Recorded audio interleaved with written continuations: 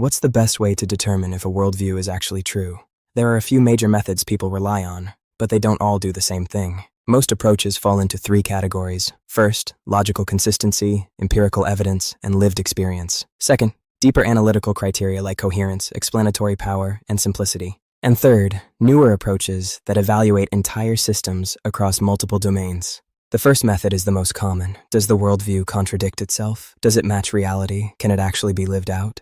These are strong filters, but there's a problem. Multiple worldviews can pass all three, while still contradicting each other.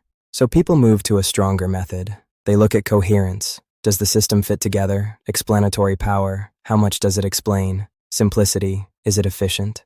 That's definitely more advanced. But even here, multiple systems can still pass. So again, we hit the same wall. At this point, the issue isn't the criteria, it's how they're being applied. All of these methods evaluate worldviews in isolation, one test at a time. So the real question becomes, what would a method look like that doesn't just test individual criteria, but evaluates whether those criteria actually hold together across reality as a whole? In fields like science and law, strong conclusions aren't based on a single line of reasoning. They're based on convergence. Multiple independent lines of evidence pointing in the same direction.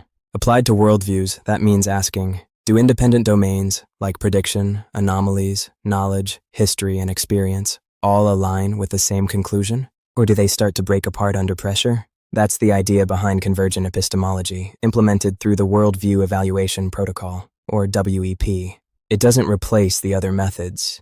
It builds on them, and tests whether they actually agree with each other when evaluated together. So instead of asking, does this worldview pass a test?